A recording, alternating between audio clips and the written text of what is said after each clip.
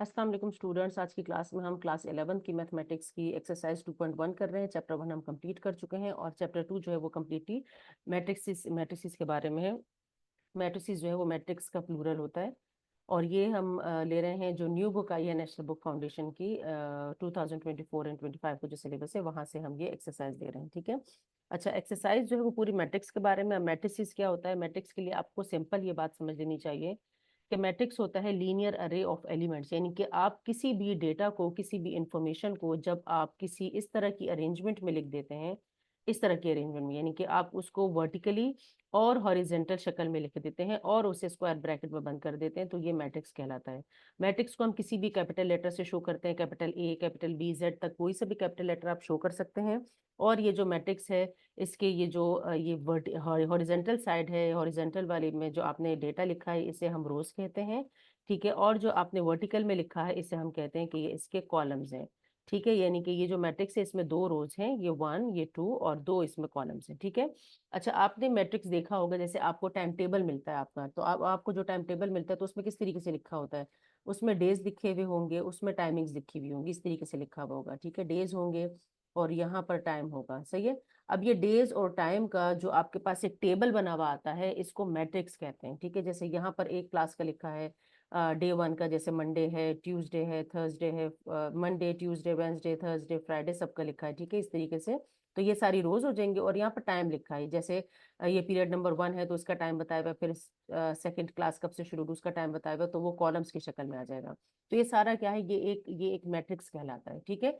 Matrix के इसके अलावा बहुत सारी एप्लीकेशन है, जैसे इनक्रप्शन डिक्रिप्शन में यूज होती है, सिक्योरिटी पर्पस के लिए यूज किया जाता है। ठीक है। इसके अलावा जो जो आप अपने मोबाइल फोन में आप अपनी एक पिक्चर बनाते हैं वो सारी पिक्सल पे बेस्ड होती है। इसी तरह से जो इस वक्त आप स्क्रीन देख रहे हैं, चाहे अपने लैपटॉप पे देख रहे हैं, चाहे अपने पीसी पर देख रहे हैं या अपने मोबाइल फोन में देख रहे हैं, तो जो ये पिक्चर आपको नजर आ रही है स्क्रीन के ऊपर, ये पूरी स्क्रीन जो है वो पिक्सल्स पर बेस्ड है और वो सारे पिक्सल जो है वो मैट्रिक्स की शक्ल में ही शो किए जाते हैं। ठीक है। इसी तरह से आप अपने इमेजेस को ब्लर करते हैं, रोटेट करते हैं, ये सारे मैट्रिसेस के और डिफरेंट ऑपरेशंस हैं जो कि, और ये सारे ऑपरेशंस आप लोगों का चूंकि 11th क्लास का कोर्स है, फर्स्ट ईयर का कोर्स है, तो ये बिल्कुल बेसिक कोर्स है, तो इसमें आपको मैट्रिसेस की बेसिक्स के बारे में बताया जाएगा। ये सारी इसकी जो ऑपरेशंस हैं वो किस तरह से किए जाते हैं और इसका जो थोड़ा बहुत यूज है वो यहाँ पर बताया जाएगा। बहुत डिटेल में इसका जो है वो, ये बहुत एडवांस चीज़ें मैं आप लोगों को बता रही हूँ, तो वो आगे की चीज़ें वो आगे के कोर्सेज में आप इंशाल्लाह आगे क्लासेस में पढ़ेंगे। ऑर्डर ऑफ अ मैट्रिक्स क्या होता है? ऑर्डर हम कहते हैं कि जब हमने ये देखना हो कि किसी मैट्रिक्स के अंदर कितनी रोज है और कितनी कॉलम्स हैं। जैसे इस मैट्रिक्स में मैंने कहा कि यहाँ 2 रोज हैं और 2 कॉलम्स हैं, तो ये कहते हैं 2 बाय 2। जैसे आप एक टाइल देखते हैं, आप कहते हैं कि ये टाइल जो है, ये टाइल कितनी है, तो आप कहते हैं ये 1 बाय 1 की टाइल है, ये 2 बाय 2 की टाइल है, ये 3 बाय 3 की टाइल है। ठीक है। और अगर वो रेक्टेंगुलर शक्ल में है तो आप कहेंगे 3 बाय 4 की टाइल है। इस तरह, चाहे वो इंचेस में बता रहा है, चाहे वो फुट में बता रहा है, चाहे वो सेंटीमीटर में बता रहा है, कुछ भी हो सकता है वो। ठीक है। तो यह इसी तरह से मैट्रिक्स मैट्रिक्स को भी इसी शक्ल में ऑर्डर इसका बताया जाता है। यानी कि मैट्रिक्स का साइज क्या है ये हम इसके ऑर्डर से देखते हैं। 2 बाय 2 का मतलब 2 रोज एंड 2 कॉलम्स। अच्छा, रोज को यहाँ पर एम से रिप्रेजेंट किया जाता है, यहाँ पर मैं लिख देती हूँ, और कॉलम्स को यहाँ पर एन से रिप्रेजेंट किया जाता है। तो किसी भी मैट्रिक्स का जो ऑर्डर है वो M/N कहलाता है, यानी कि रोज बाय कॉलम्स, यानी कि रोज को आपने पहले पढ़ना है, कॉलम्स को बाद में पढ़ना है। जैसे लेट सपोज आपके पास एक मैट्रिक्स है और उसमें यहाँ पर आपके पास आ जाते हैं 0 1 1 इस तरह से। यहाँ पर आपके पास 3 रोज हैं, 1 2 3, 3 रोज हैं, तो मैं लिखूंगी 3 बाय, और कॉलम्स कितने, 2 कॉलम्स है, तो मैं कहूंगी कि इस मैट्रिक्स का, ये मैट्रिक्स बी कह देते हैं हम इसे, हम कहते हैं कि इस मैट्रिक्स बी का ऑर्डर क्या है, 3 बाय 2 है। ठीक है। इसी तरह से अब इक्वलिटी ऑफ मैट्रिसेस देखते हैं। जैसे हम अलजेब्रा में कहते हैं कि x is equal to x है, या 2x is equal to 2x है, या 3y is equal to 3y है, बिल्कुल ऐसे ही मैट्रिसेस भी इक्वल हो सकते हैं। लेकिन इसकी इक्वलिटी के लिए जरूरी है कि दो मैट्रिसेस का अगर ऑर्डर सेम है और उसके करस्पॉन्डिंग एलिमेंट सेम है, तब हम कह सकते हैं कि दोनों मैट्रिक्स सेम है। जैसे एक मैट्रिक्स ए है और यही वाला मैट्रिक्स ले लेते हैं, वो है 2 3 1 0 1 1, और यहाँ पर जो मैट्रिक्स बी लिखा है वो भी इसी तरह का है, मैट्रिक्स बी भी ऐसे ही है, उसमें भी यही एलिमेंट्स हैं 2 3 1। ठीक है। और 0 1 1, तो हम कहेंगे कि ए और बी मैट्रिक्स बिल्कुल सेम है, तो हम कहेंगे कि इक्वल मैट्रिक्स हैं। जैसे लेट सपोज आप लोग फर्स्ट ईयर में है, आपका सेक्शन ए है और दूसरा सेक्शन बी है, दोनों सेक्शंस का बाय चांस टाइम टेबल बिल्कुल एक जैसा बन गया, तो हम कहेंगे कि दोनों का टाइम टेबल सेम है। क्योंकि उसमें नंबर ऑफ कॉलम्स और नंबर ऑफ रोज यानी कि उनका ऑर्डर भी सेम होगा, और करस्पॉन्डिंग एलिमेंट्स इनके किस टाइम पे कौन सी क्लास है, किस सब्जेक्ट क्लास है, वो भी सेम होगा, तभी हम कहेंगे कि दोनों टाइम टेबल सेम है। तो इसी तरह से मैट्रिसेस के लिए भी बिल्कुल यही चीज देखी जाती है। अब हम थोड़ा सा टाइप्स ऑफ मैट्रिसेस के बारे में देख लेते हैं। अच्छा, टाइप्स ऑफ मैट्रिसेस में जो है वो दो तरह की चीजें आ जाती हैं। एक होता है कि उसकी शेप के हिसाब से टाइप, तो अभी पहले शुरू में जो हम देख रहे हैं उसकी शेप के हिसाब से हम टाइप्स देख रहे हैं। जैसे हम पहली टाइप है रो वेक्टर और रो मैट्रिक्स, ठीक है। रो वेक्टर रो मैट्रिक्स किसे कहते हैं? हर वो मैट्रिक्स जिसमें सिर्फ एक ही रो हो, कॉलम्स चाहे जितने भी, जैसे इसमें देखो 1 2 3 और up to so n columns हैं, लेकिन इसमें रो कितनी है? सिर्फ एक ही रो है, ये एक ही रो है, ठीक है। यानी कि किसी भी इस तरह का शक्ल का जो मैट्रिक्स होगा, लेट सपोज -1 है, 0 है, ये रो मैट्रिक्स कहलाएगा, सही है। इसी तरह से अब कॉलम मैट्रिक्स क्या कहलाता है?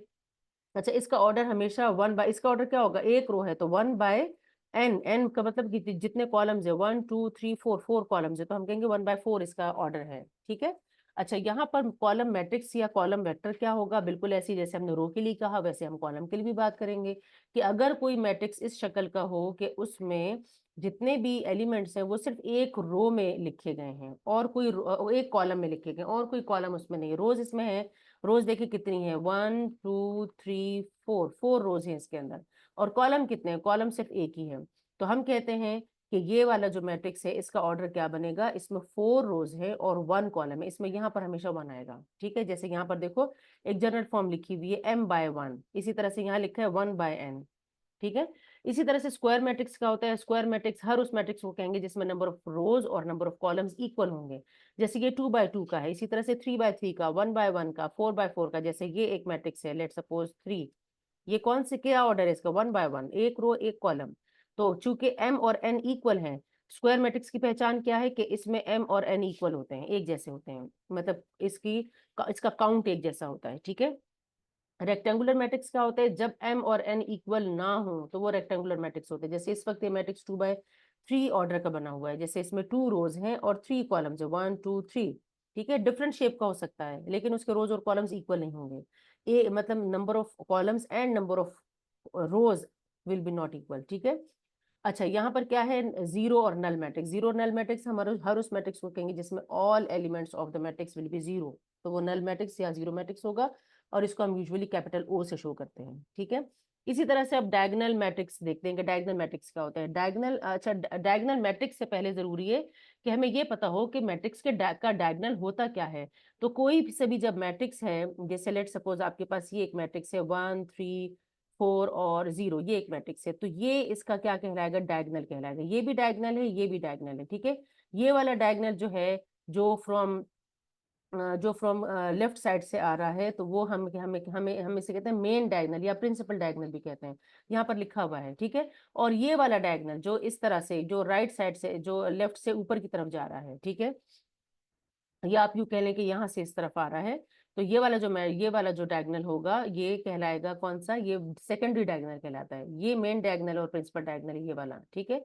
ये देखें यहाँ पर ये बना हुआ भी है।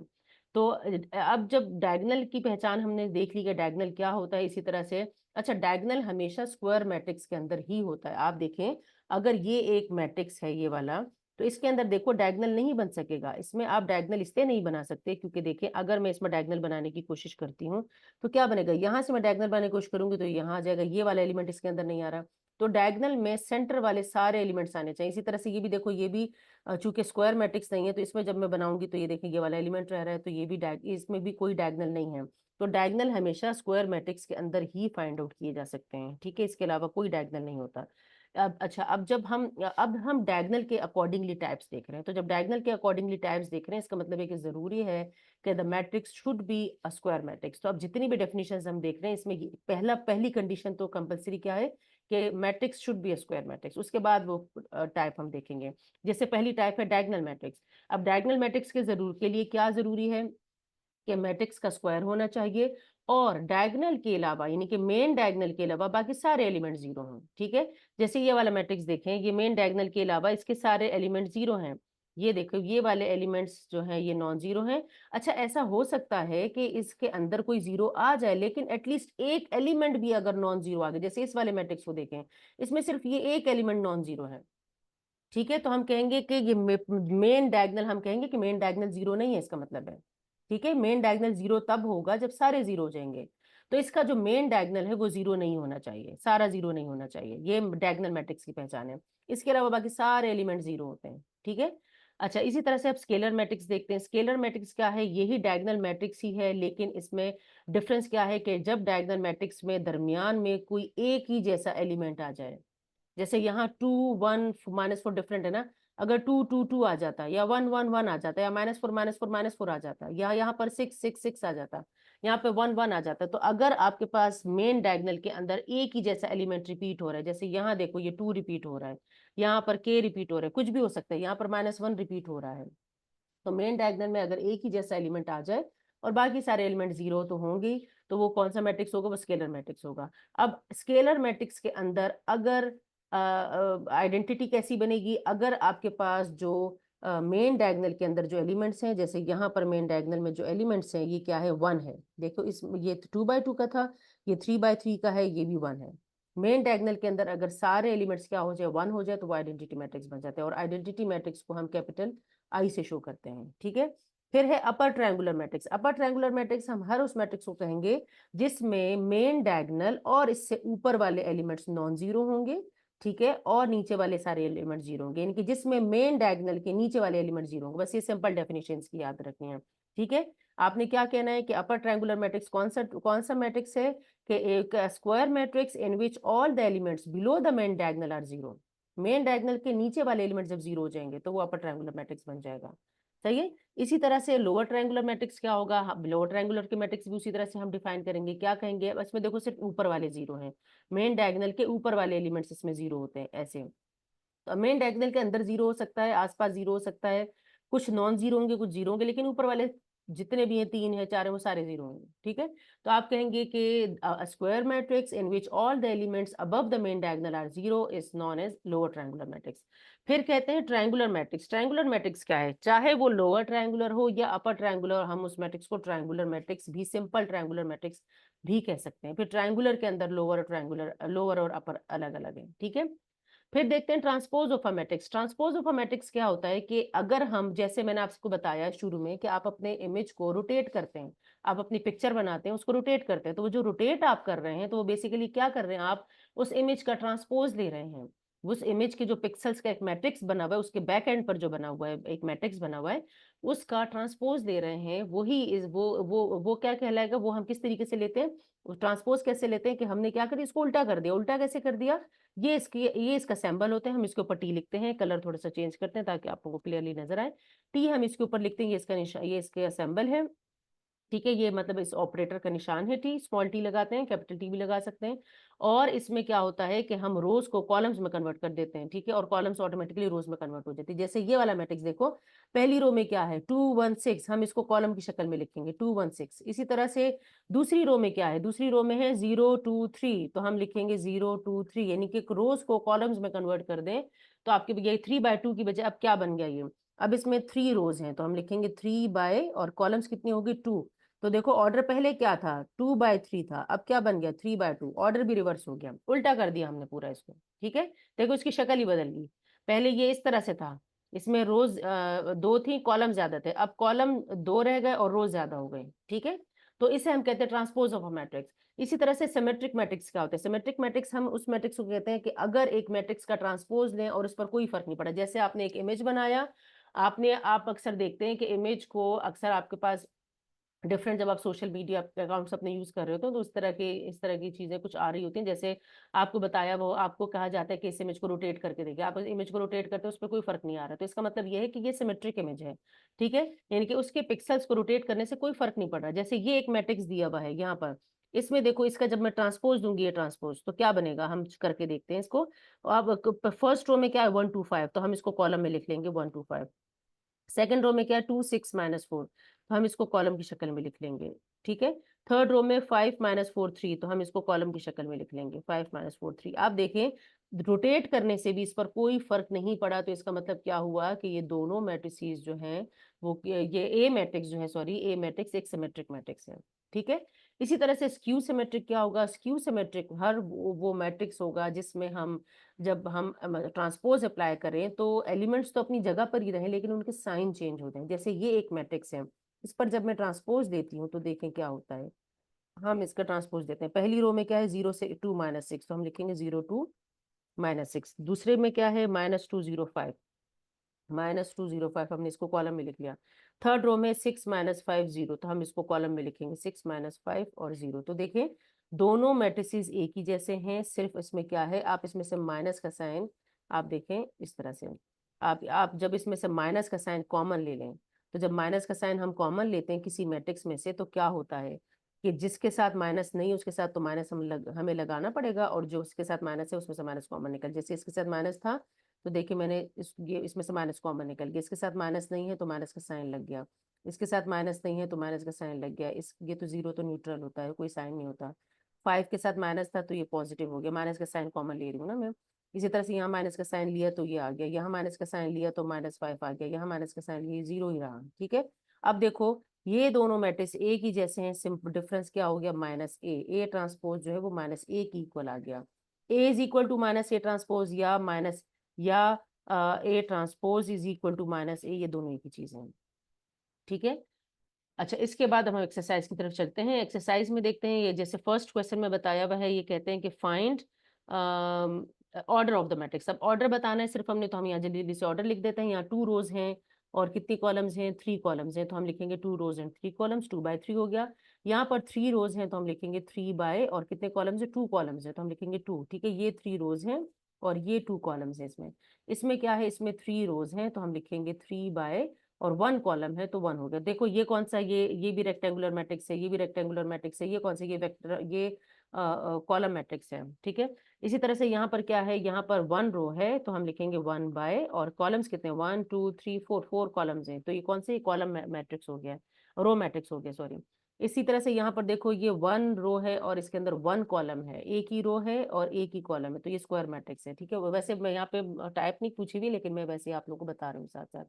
यहाँ पर क्या है, यहाँ पे 2 रोज हैं तो हम लिखेंगे 2 बाय, और 2 कॉलम्स हैं तो 2/2, यानी कि 2/2 इसका ऑर्डर हो गया। इसी तरह से सेकंड क्वेश्चन में क्या है कि find identify the following matrices as square matrix, rectangular matrix, row matrix और कॉलम मैट्रिक्स। हमने बताना है ये कौन सा मैट्रिक्स है, ये स्क्वायर मैट्रिक्स है। ठीक है, सॉरी ये कौन सा मैट्रिक्स है, ये रेक्टेंगुलर मैट्रिक्स है। क्यों, हम इसका ऑर्डर लिखेंगे, क्या है ये है रेक्टेंगुलर मैट्रिक्स। अब मैं पूरी स्पेलिंग नहीं लिख रही, आपने पूरी स्पेलिंग लिखनी है, क्योंकि देखो इसमें 2 रोज हैं और 3 कॉलम्स हैं। ठीक है, इसी तरह से ये कौन सा है, ये 2/2 है, 2 रोज और 2 कॉलम्स, तो ये स्क्वायर मैट्रिक्स हुआ। इसमें क्या है, ये 1/3 है, 3 रोज हैं, सॉरी 3/1 है, 3 रोज हैं और 2 कॉलम्स हैं, 3/1 है, तो ये कौन सा मैट्रिक्स है, यहाँ पर ये कॉलम, ये कॉलम मैट्रिक्स है। ठीक है, तो हम लिखेंगे कि ये कॉलम मैट्रिक्स है। इसी तरह से यहाँ पर ये डी वाला जो है, इसमें 3 रोज हैं और 3 ही कॉलम्स हैं, तो हम लिखेंगे 3/3 है, तो ये कौन सा है, ये स्क्वायर मैट्रिक्स है।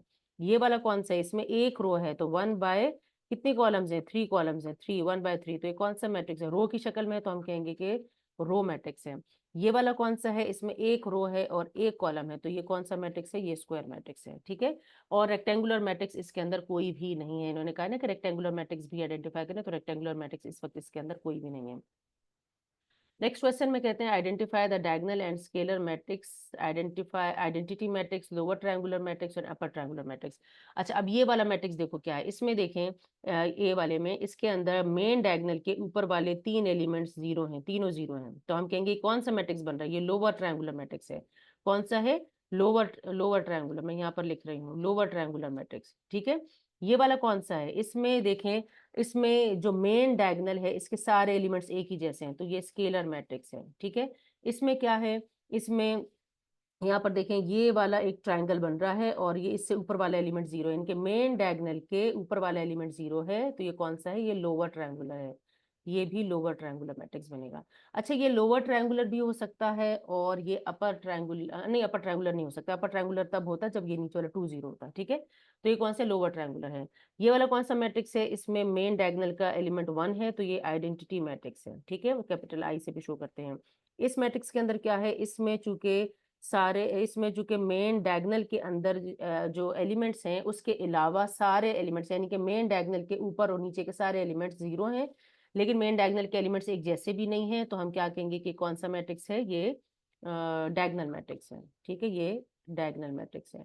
इसी तरह से ये वाला क्या है, इसके अंदर देखें ये एक ट्रायंगल बन रहा है और नीचे वाले तीनों एलिमेंट्स इसके जीरो हैं, यानी कि मेन डायगोनल के नीचे वाले एलिमेंट्स इसके जीरो हैं, तो हम कहेंगे कि ये अपर ट्रायंगुलर है, ऊपर ट्रायंगल बना है ना, अपर ट्रायंगुलर मैट्रिक्स है।